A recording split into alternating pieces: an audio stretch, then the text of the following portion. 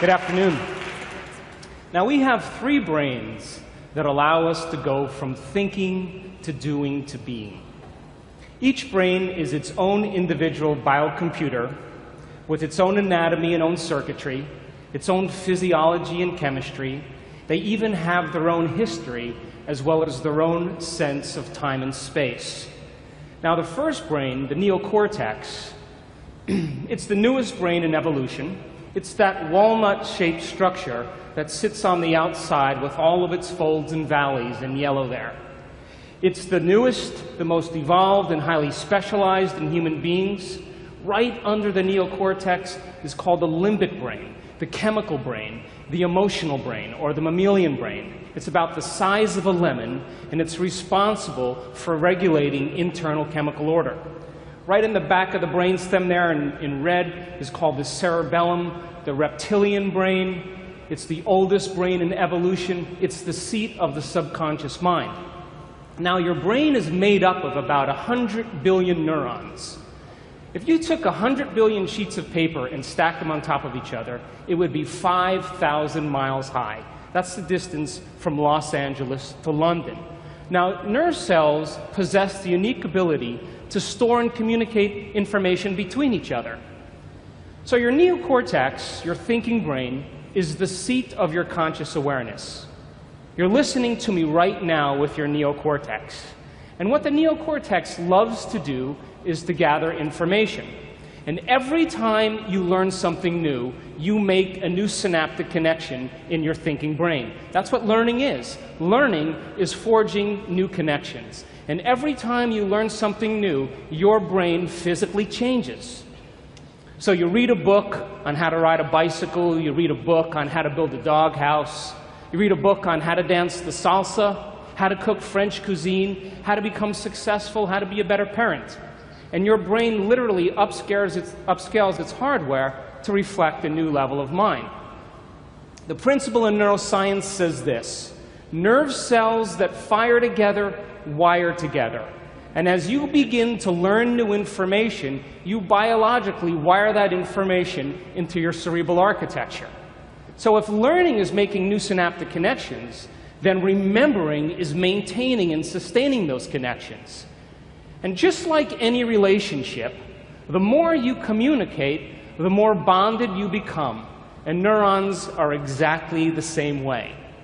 Now, once these neurons begin to fire and wire together, they actually form networks, what neuroscientists call neural networks. Now, neural networks are just gangs of neurons that have fired and wired together to form a community of neurosynaptic connections. It could be related to an idea, a concept, a memory, experience, a skill or behavior and action. But these networks actually have an electrochemical component. And if you want to see mind in action, watch this. That's a thought right there. Again. So you generate more electrical impulses in your brain in one day than all the cell phones on the planet put together. Now, the neuroscientific definition of mind is the brain in action. Mind is the brain at work. Mind is what the brain does. And because we have 100 billion neurons seamlessly pieced together, we can make the brain fire in different sequences, different patterns, and different combinations. And whenever we make the brain work differently, we're changing our mind. So once you've understood something intellectually, theoretically, once you've understood something philosophically, if you take what you intellectually learned in your thinking brain and you apply it, you personalize it, you demonstrate it, it means you're going to have to modify your behavior in some way. And if you change your actions and you do something differently, you're going to have a new experience. Now, when you're in the midst of an experience, everything you're seeing and smelling and tasting and feeling and hearing, all of your five senses are gathering this vital information from the environment. And as you begin to process all this information and it's rushing back to your brain, jungles of neurons begin to organize themselves into patterns. The moment those neurons string into place, the brain releases a chemical, and that chemical is called a feeling or an emotion. So experience then enriches the circuitry in your brain neurologically, but then it produces a chemical that's released in the second brain called the limbic brain, or the emotional brain. So you can remember your first kiss. You can remember graduating from college. You can remember the birth of your first child. You can remember finishing a marathon. You can remember catching a fish off the coast of Mexico and then taking it home and cooking it and drinking some really good wine that tastes good and feeling the ocean breeze on your face and seeing the sunset. And we could say that you were altered from that experience. The problem is, you can't remember what you had for dinner the night before. That's because routine lulls the brain to sleep. So a great example of this, then, is most Americans can remember exactly where they were on 9/11. You can tell me who you were with, what time of day it was, and what you were doing. We could say then, when you were in the midst of that moment or that experience, everything you were seeing and hearing changed your internal chemical state. And the moment you felt altered in some way internally, your brain perked up and you paid attention to whoever or whatever caused it. And that event, in and of itself, is called a memory. Now, let's say you read the book called From Forgiveness to Compassion to Unconditional Love. And this book had inspired you, so much so that you decided to read it twice.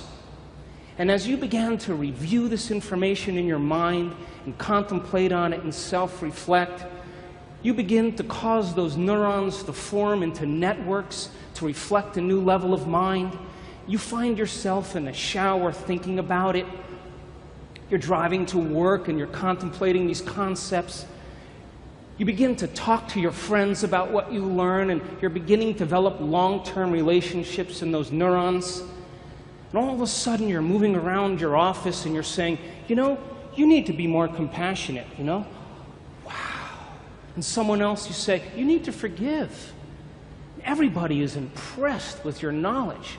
They're knocking on your office door, and they're asking you to administer to them, and you're resolving everybody's problems. Things are going really well. And all of a sudden, you're driving home from work, and you get a call on your cell phone, and it's your spouse. And your spouse tells you that they forgot to mention in the morning that it's your mother-in-law's birthday. And you pull over on the side of the road and you think, I hate my mother-in-law. She hurt my feelings 10 years ago. She tells the same stories over and over again. And you begin to remember that you had some pretty stressful moments that branded you emotionally from your past with your mother-in-law. Now, stress is when your body's knocked out of homeostasis. Stress is when your body's knocked out of balance. Now, when you see a lion, you begin to turn on a primitive nervous system. But it doesn't even have to be a lion. You could see your mother-in-law, and it produces the same exact effect. Now, let's go one step further. It doesn't even have to be the physical appearance of your mother-in-law. You can begin to think about certain things and auto-suggest, and you can turn on the stress response just by thought alone. Now, your body is your unconscious mind. It does not know the difference between the actual experience in reality that produces the emotion and the emotion that you fabricate by thought alone. To the body, it believes it's in that experience. So the moment the limbic brain begins to make a blend of neuropeptides, it begins to signal the hormonal centers, and you get a rush of energy to prepare you for this event, real or imagined. Now, the moment that happens, you become altered in some way. The fight or flight nervous system causes your pupils to dilate, your mouth gets a little dry, all of a sudden your heart rate begins to change, your respiratory rate changes, and blood is being sent to your extremities, and now you're prepared to either do battle with your mother-in-law or never go to the dinner, to stay and run, stay and fight, or to run. Now, what was once highly adaptive, all of a sudden is now maladaptive. Because when we turn on the stress response and we can't turn it off, now we're headed for disease. So then you're sitting on the side of the road, and then you think, I read the book on compassion. Damn. And the moment you begin to think about what you have to do, something very natural happens. You begin to think about what you were thinking about. You begin to pay attention to how you're reacting. You begin to notice how you're feeling. And that concept in neuroscience is called metacognition. We can observe who we're being. And because we can observe who we're being, it means we could modify our behaviors to do a better job in life. So now the frontal lobe is the seat of your awareness. It's the home of the you and the me. And as you begin to think about who you no longer want to be, the frontal lobe acts like a volume control. And it begins to lower the volume in the circuits in your brain that are connected to the old self. And as it begins to silence those circuits that are connected to the old level of mind, that level of mind no longer fires, and you're observing it instead of participating in it. And as you begin to silence those circuits, nerve cells that no longer fire together no longer wire together. And you begin to biologically break down the circuits in your brain that are connected to the old self and to the old mind. Now, as you're sitting on the side of the road, you think, what piece of knowledge could I apply in this situation from what I learned in the book? And as you begin to plan your actions, and you begin to think about a new way of being, and you begin to put yourself into the equation, your brain naturally begins to fire in new sequences and new patterns and new combinations. And whenever you make your brain work differently, you're changing your mind, because mind is the brain in action. And as the brain begins to fire in new ways and you produce a new level of mind, nerve cells that fire together wire together, and you begin to install the neurological hardware ahead of the actual experience. And now you have circuits in place to use when you get into that dinner. So now, as you ask yourself, what is compassion? And you begin to remember all these different things that you learned in the book, the frontal lobe, like a great symphony leader, begins to synchronize these circuits. And when it begins to produce a certain level of coherence, a certain level of mind, your brain naturally creates a hologram or an image. And that image then becomes the internal representation of what you are going to use when you walk into that dinner. We would call that intention. Now, there's a very, very unique shuffle that kind of goes on microscopically between different circuits in your brain. You're trying to fire this new thought called compassion. But remember, you fired and wired all these other circuits based on the last 10 years. So as you're beginning to fire this new thought, all these other thoughts are saying, you hate your mother-in-law, you don't want to go to that dinner, why don't you start tomorrow? This isn't a good time to do this. But if you persist with a certain amount of amplitude, and you put your attention behind that thought, sooner or later, that thought will be the strongest and loudest voice in your head. Now, the moment that becomes the loudest voice in your head, the brain has to seal that circuit more permanently.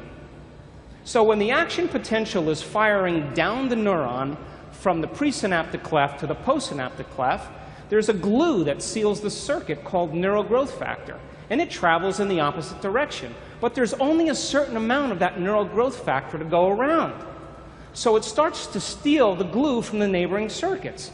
And when that happens, there goes your memory of your mother-in-law hurting your feelings 10 years ago. There goes the thought that you hate her. There goes the impatience. There goes the intolerance. And the only signal now that's traveling to that neuron is called compassion. Now, every place where one neuron connects with another neuron is a memory. When this happens, you begin to biologically and neurologically prune away the old memory of the old self. And this is the science of changing your mind. If you want to see what it looks like in real time, let's try that again. You want to see what it looks like in real time, unhooking from the old self, reconnecting to the new self. This can happen in moments. Now, get back on the road, you make your U-turn, You're heading to the dinner. You're reminding yourself who you no longer want to be, silencing those circuits in the brain. You begin to think about who you do want to be based on the knowledge you've learned, and you're priming your brain ahead of the actual experience. You walk into the dinner and you get your behaviors to match your intentions. You get your actions equal to your thoughts. You get your mind and body working together, and you do exactly what the book says. The moment that happens, all of a sudden, you feel compassion. Now, the moment your heart begins to open and you feel compassion, you are teaching your body emotionally to understand what your mind intellectually understood. You see, knowledge is for the mind, but experience is for the body. And when we begin to experience compassion, now we are embodying knowledge. The word is becoming flesh, and the limbic brain makes a new batch of peptides that signals the body, and you begin to literally change your genetic expression because there's new information coming to the gene. And epigenetically, we signal genes from the environment. And you're changing the fabric of you because you're instructing your body chemically to understand what your mind has intellectually and philosophically understood. But it's not enough to do it once. You can't forgive your mother-in-law one time and expect to be on the stained glass windows in church. You got to be able to repeat the experience. You got to be able to do it over and over again. You have to do it so many times that you no longer have to think about it. And when you do it over and over again, you neurochemically condition the body to memorize compassion as well as the conscious mind. And when that happens, when the mind and body are working together, or the body knows as well as the mind, you activate that third brain called the cerebellum, the seat of your subconscious mind. You've practiced it so many times that you know how, but you don't know how you know how. It's automatic. It's second nature. It's easy. It's a habit. It's a skill. It's an automatic behavior. And when you get to this level of memorizing an internal chemical order, a level of innate now, it's so innate in you that it's who you are. When you get to that point where no person, no thing, no experience can remove you from it, because you have sustained this level of coherence, now you're in a state of being. And so the way we transform the world is we transform ourselves. And when we're in that state of being, we give people permission to do the same. Thanks for listening.